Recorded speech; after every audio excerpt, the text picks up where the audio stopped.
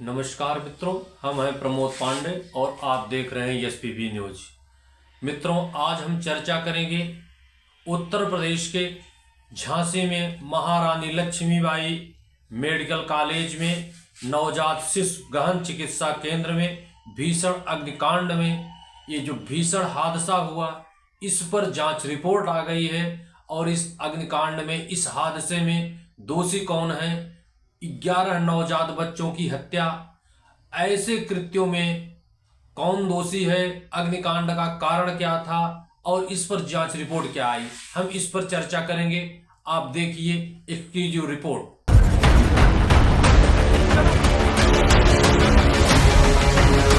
तो एक prima facie report already DM साहब और कमिश्नर साहब ने दे दी, बट ये विस्तृत इंक्वायरी के लिए हम लोग को यहाँ पे शासन ने भेजा है। ये भीषण हादसा झांसी की रानी लक्ष्मीबाई मेडिकल कॉलेज में नवजात शिशु गहन चिकित्सा केंद्र में भीषण अग्नि हादसा हुआ। हादसे का कारण बिजली के प्लग में हुए सर्किट को बताया जा रहा है।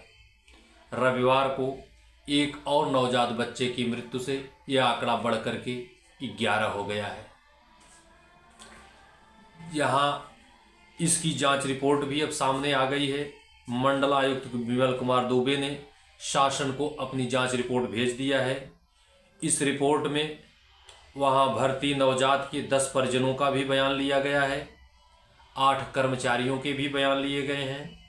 इस जांच रिपोर्ट में कोई आपराधिक कृत्य या लापरवाही की घटना सामने नहीं आई है। ये भीषण अग्नि हादसा पूरे देश में स्तब्ध कर दिया है।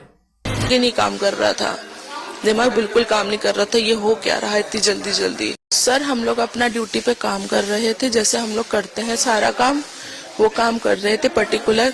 तो मैं, बच्चे सीरियस थे तो डॉक्टर उसमें थे, मैं इंजेक्शन के लिए बच्चों को बताया जो जाता है उतने टाइम सडनली तो मैं सिरिंज लेने गई थी। जब आकर के देखा तो कंसंट्रेटर में आग लग गई थी। आग लगी तो वैसे हम लोग ने अपने वार्ड बॉय भैया को बुलाया, उन्होंने फायर एक्सटिंग्विशर लेके आए, आग बुझाने की पूरी कोशिश की, लेकिन तब तक आग भड़क गई थी। जैसे देखा कि अब नहीं सामान हो रहा काबू में, हम लोग तुरंत बच्चों को बाहर शिफ्ट करना शुरू किए। और जो बाहर बच्चे थे उनको स्टाफ ने पीछे का जो हम लोगों का एग्जिट रूम है तो वहां से खोलने की परमिशन है हम लोगों को, तो वहां पे क्रेडल निकाल के वहां पे डालना शुरू किया। तो यहाँ से जितने पॉसिबल हुए हम लोग बच्चे निकालने की उतनी कोशिश की, और बच्चे जितने हो सके टेंडरों के हाथ में दिए हैं तो वो लेकर के भागे। फिर जब पूरा सर लाइट बंद हो गई मेन स्विच, तो हम लोग को कुछ दिखाई नहीं दिया। तो धुआं इतना ज्यादा था, फिर भी कोशिश की अंदर जाने की कि कुछ कर ले, लेकिन उतना अंधेरे में कुछ दिखाई नहीं दे रहा था। तो सर हम लोग इतना करते, तभी तो सर हम लोग के ऊपर जिम्मेदारी अधिकारियों की भी दी जाती है। तो ये छोटे नन्ही जाने तो सर उनका क्या कसूर था। सर बस बहुत सडनली वाला केस हुआ है ये हम लोग की तो खुद सुध नहीं थी। स्वास्थ्य विभाग के निदेशक, अपर निदेशक विद्युत एवं अग्निशमन महानिदेशक द्वारा नामित अधिकारी जांच कर रहे हैं। पूरी कोशिश की हम लोगों ने बचाने की, बच्चे ज्यादा थे फिर भी पूरी कोशिश की बचाने की, जितने हो सकते थे उतने बचाए सर, बहुत पूरी कोशिश की है बचाने की हम लोगों ने।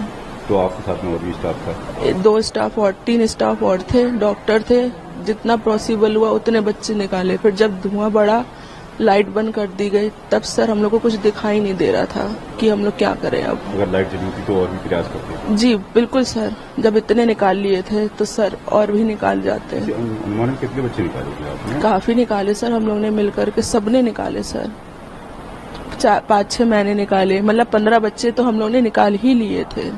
बस ये सुध नहीं थी, बस यही था कि कितने और निकाल सकते हैं। फिर जब लाइट बंद हुई है और धुआं बढ़ गया, तब सर फिर हम लोग थोड़ा वो हुए, फिर भी गए कोशिश करके अंदर, फिर भी मास्क लगा के गए, लेकिन कुछ नहीं दिख रहा था कि टॉर्च की लाइट में भी नहीं दिख रहा था, मोबाइल से भी नहीं दिख रहा था कि हम लोग जाकर के कुछ देख पाते। फिर सर बहुत मुश्किल हो गई थी हम लोग को देखना। घटना तो बड़ी थी सर, बहुत ज्यादा थी और इतनी जल्दी हुआ है कि कुछ समझने सुध नहीं ले पाए। बस ये था किसी तरीके से बच्चे हम लोग निकाल ले जाए। पैर की तो खैर ये है सर। पैर चल गया तो कैसे? सर पजामे में एकदम से आग पकड़ गई, यूनिफॉर्म पहने थे उसमें एकदम से आग पकड़ गई, तो वो भी ध्यान नहीं दिया। स्टाफ चिल्लाया दीदी पजामे में आग लग गई उतारो, तो सर तुरंत उतार के फेंका है, पजामा हटाया है। तब तक तो जल ही गया था पैर, फिर भी सर लगे थे। तो हमारी जलन के आगे क्या बोल रहे हैं, सब बच्चे ज्यादा जरूरी थे उस समय हम लोगों को। बस वो जो वेंटिलेटर पे बच्चे थे वो नहीं कर पाए बाहर, वो नहीं निकाल पाए। वो पीछे की तरफ थे, सामने के तो ज्यादातर कोशिश करके निकाल लिए थे हम लोगों ने। लाइट बंद हो गई, अंधेरा हो गया। फिर लाइट अंधेरा, धुआं बहुत था और मशीनें इतनी थी कि एकदम से लगती चली गई आग। बच्चों के लिए इतना आज तक सोचे हैं, आज तक अच्छा ही किया है सर। आज बस बच्चों के संग जो हुआ है ये बहुत गलत हो गया। उसके लिए भी यही कहते हैं कि काश थोड़ा और समय मिल पाता तो वो भी हम लोग निकाल लेते हैं, पर नहीं मिल पाया समय। सारी कमेटी जो है यहाँ पे जो शासन द्वारा नामित है, जिसमें फायर के भी लोग हैं और बिजली विभाग के भी लोग हैं, हम सभी यहाँ जांच करने आए हैं और एक विस्तृत जांच करने आए हैं। एक prima facie report already DM साहब और कमिश्नर साहब ने दे दी, बट ये विस्तृत इंक्वायरी के लिए हम लोग को यहाँ पे शासन ने भेजा है।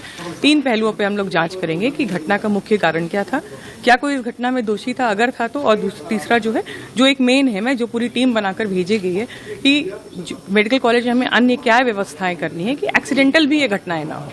तो मुख्य हम लोग इस ओर से आए हैं और जब एक बार हम लोग जांच कर लेंगे तो आप लोगों को फिर इसके बारे में ब्रीफ कर देंगे। इस अग्निकांड में वहाँ पर एक नर्स जो बच्चों को बचाने में उसके कपड़े भी जल गए थे, उसने बताया कि घटना में किस ढंग से कैसे वारदातें हुई है। भर्ती थी तो उनकी थोड़ी स्थिति ठीक नहीं थी, इस वजह से वहाँ पे भर्ती किया गया था। तो जहाँ शिफ्ट थी बच्चे तो वहाँ पे आग लग गई। आग लगने के बाद वहाँ पर जहाँ पे मेरे बच्चे थे वहाँ पे बहुत ज़ोर से आग लगी, जिससे हम वहाँ पे नहीं जा पाए। और दूसरे वार्ड पे जो बच्चे शिफ्ट थे तो हम लोगों ने खिड़कियाँ तोड़ के वहाँ के बच्चों को निकाला और हम जहाँ पे हमारी बच्ची थी लेकिन हम वहाँ नहीं जा पाए और अपने बच्चियों को खो दिए। आपने देखा कि किस ढंग से उत्तर प्रदेश के झांसी में महारानी लक्ष्मीबाई मेडिकल कॉलेज में नवजात शिशु एवं गहन चिकित्सा केंद्र में भीषण अग्नि हादसा हुआ। इस हादसे पर तरह तरह के सवाल उठने लगे। अखिलेश यादव और विपक्ष इस पर सरकार को निशाने पर ले रहे हैं, जबकि अपने कार्यकाल में हुए कार्यों पर ध्यान नहीं दे रहे। हर जगह आपदा में अवसर तलाशने का प्रयास कर रहे हैं। वहीं योगी सरकार इस घटने पर पूरी तरह से निगाह बनाए हुए है। जांच टीमें गठित कर दी गई हैं। किसकी लापरवाही है हादसे में, उसकी जिम्मेदारियां तय की जा रही है। भविष्य में ऐसा हादसा न हो, इसके लिए भी पुख्ता इंतजाम किए जाने पर चर्चा की जा रही है। आज के इस एपिसोड में इतना ही। अगले एपिसोड में ताज़ा अपडेट के साथ हम फिर हाजिर होंगे। तब तक अगर आप हमारे चैनल पर नए हैं, चैनल को सब्सक्राइब नहीं किए हैं, तो उसे सब्सक्राइब करके बेल आइकन की बटन दबा दीजिएगा, ताकि इस तरह की ताज़ी अपडेट घटनाएं आप तक तुरंत पहुंच सके। तब तक के लिए आप दीजिए अपने दोस्त प्रमोद पांडे को इजाज़त। जय हिंद, जय मां भारत।